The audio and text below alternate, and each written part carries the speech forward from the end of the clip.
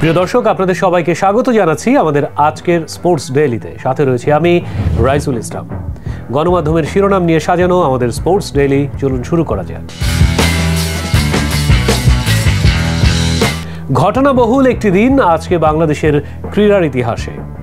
12 বছর পর নাজমুল হাসান পাপন শেষ পর্যন্ত পদত্যাগের ঘোষণা দিয়েছেন। বিসিবি প্রধান হয়ে 12 বছর আগে তিনি এসেছিলেন বাংলাদেশের ক্রিকেটে। নানা ঘটনা আর বিতর্কের মধ্য দিয়ে তার এই 12টি বছর অতিবাহিত হয়েছে।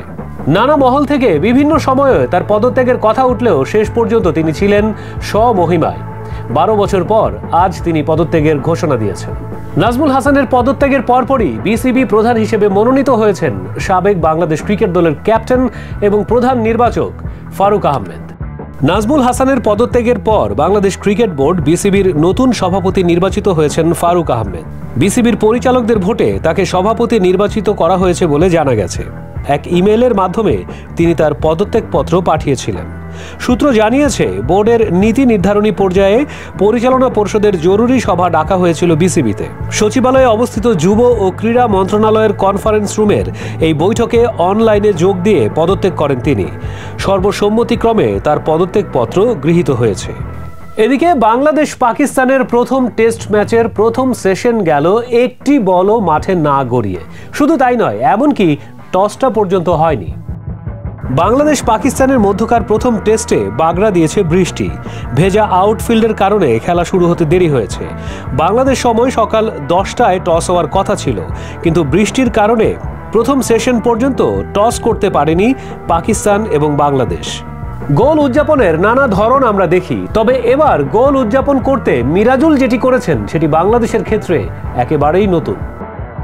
বাংলাদেশের প্রতিটি মানুষের কানে এখনো বাজছে মীর মাহফুজুর রহমান মুগ্ধের বলা পানি লাগবে পানি, কিংবা চোখে ভাসছে স্বৈরাচারী আগ্রাসনের বিপক্ষে বুক চিতিয়ে দাঁড়ানো আবু সাঈদের জীবন উৎসর্গের মুহূর্ত। এবার তাদের আত্মত্যাগকে বিদেশের মাটিতে দাঁড়িয়ে স্মরণ করল অনূর্ধ্ব 20 ফুটবল দলের ফুটবলার মিরাজুল ইসলাম। নেপালে সাফ অনূর্ধ্ব 20 চ্যাম্পিয়নশিপে শ্রীলঙ্কাকে 2 গোলে হারিয়ে সেমিফাইনাল নিশ্চিত করেছে বাংলাদেশ। এই ম্যাচে প্রথম গোলটি করে মিরাজুল। তারপর জার্সির উপর একটি টি শার্ট পরেন তিনি। সেখানে লেখা ছিল মুগ্ধ এবং আবু সাঈদদের স্মরণে, মনে রেখো যুদ্ধ করে রক্ত দিয়ে দেশ পেয়েছি। যদিও এ ধরনের উদযাপনের জন্য শেষ পর্যন্ত তাকে হলুদ কার্ড দেখতে হয়েছে। পিএফ এর বর্ষসেরা হয়েছেন ফোডেন এবং সেরা খেলোয়াড় নির্বাচিত হয়েছেন পালমার। সতীর্থ ফুটবলারদের ভোটে 2023-24 মৌসুমে সেরা ফুটবলার নির্বাচিত হয়েছেন ফিল ফোডেন। ম্যানচেস্টার সিটির ফরওয়ার্ড জিতেছেন ইংল্যান্ড ফুটবলারদের সংগঠন প্রফেশনাল ফুটবলার্স অ্যাসোসিয়েশন পিএফ এর বর্ষসেরা ফুটবলারের পুরস্কার। গত মৌসুমে সিটির টানা 4র্থ লিগ শিরোপা জয়ে বড় ভূমিকা রেখেছিলেন ফোডেন। 24 বছর বয়সী ফোডেন 19 গোল করার পাশাপাশি 8টি গোলে সহায়তাও করেছেন।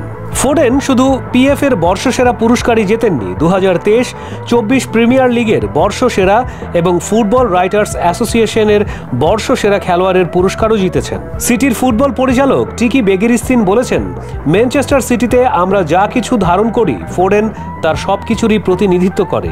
সে খুবই প্রতিভাবান খেলোয়াড়, তবে সবসময় উন্নতির চেষ্টা করে। ক্লাবে খুব জনপ্রিয় ও বিনয়ী, আমরা তাকে নিয়ে গর্বিত। প্রিয় দর্শক, এই ছিল আমাদের আজকের স্পোর্টস ডেইলি। আগামীকাল আবারও দেখা হবে। সবাই ভালো থাকুন, সুস্থ থাকুন।